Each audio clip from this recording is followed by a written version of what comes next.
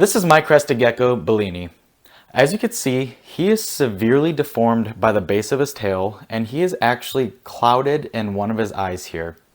The reason for this is because he was actually receiving way too much UVB than he needed when he was younger from a previous owner. As reptile keepers, we all know that UVB is essential for your reptiles to stay healthy and live long, happy lives.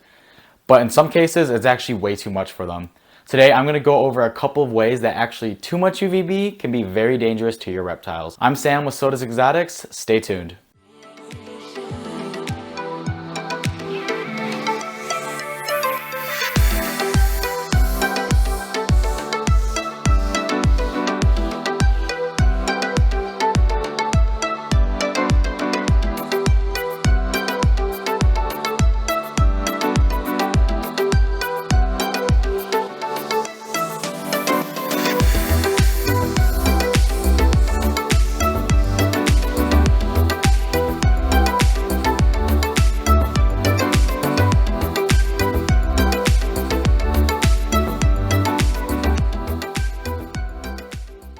Now, just like humans, reptiles can receive way too much sunlight. And in sunlight, I mean UVB and UVA.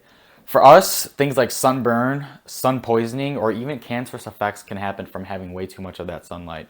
That same thing can also happen to reptiles. For them, it could be things like metabolic bone disease. They can also go blind or partially blind in some of their eyes, as you see here. They can get burns, and they could also stop eating. There's a couple other little things, but those are probably the main things that I've seemed to have noticed with these types of guys. Now, the problem with that is literally just a thing with research. If you research what your animal needs, you can find out if giving too much UVB or even no UVB is problematic. I believe that most animals should have UVB. I even would say to go as far where people say crested geckos don't need any UVB. I would still like to give them a very small amount, but the most important thing to do with your UVB is make sure they can escape from it. Animals will choose to bask as well as choose to hide from their UVB. And the important thing to do with that is to make sure that you have enough substantial hides in your enclosure so that they can escape it or come out to it as they please. Now, another consequence that Bellini does have due to these long-term health effects is that he has a little bit of a trouble climbing. He'll sometimes fall when he's climbing up his enclosure. But other than that, he seems to be a pretty healthy gecko. He eats very well, he's pretty active, and he does all the gecko things, and he even still has his tail, which is pretty nice to have, because a lot of crested geckos seem to drop their tails for a lot of people. So I want to go over a couple of ways that you can prevent stuff like this from happening. The biggest thing is to allow plenty of hides in their enclosure. Lots of animals in the wild typically will have places to hide so they can come out or in as they please. So you can have plenty of hides in your enclosure to help them hide when they want, or they can come out to bask when they want. So there's also different types of enclosures that you have too. You have PVC, you have glass aquariums, you can have open tables, you can have racks.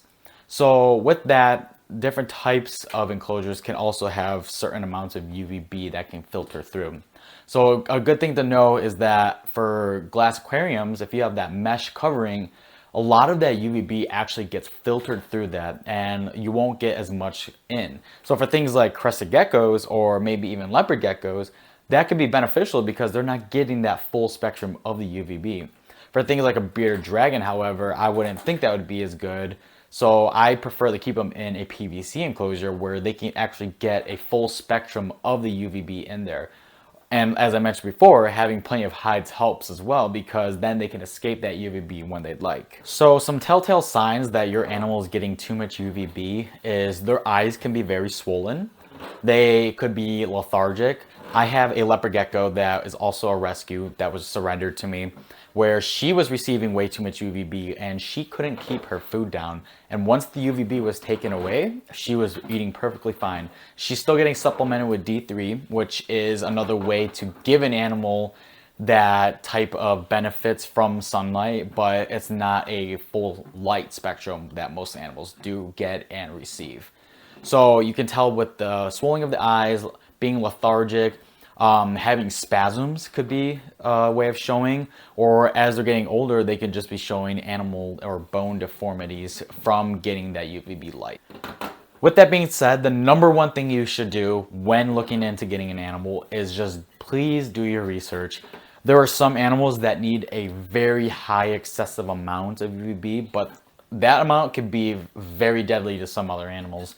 Doing your research on the animals, asking experts, going into forums, looking at multiple videos is what I like to do, is the best way to do it. Sometimes knowledge just from a pet store, they don't seem to know, and there's a lot of outdated information in there. So you want to take exactly what they have in their natural environment and put it into yours. Bellini will be living out the rest of his day here in our care, and we absolutely adore this animal. He eats great, he seems to be pretty chill. He does good for videos, it seems like so far. So we love him to death, and we won't be using him for any breeding projects or anything like that, but we'll still be keeping him in our care. And this just goes to show that although you don't want stuff like this to happen, they can survive from it. And you just please do your research. Please make sure that your animal seems to not be showing any signs of deformities, being lethargic, or showing signs that they are suffering from having too much light or too little. I try getting him contained because he seems to be getting pretty annoyed with the video now. So stay tuned till next time. We'll see you soon.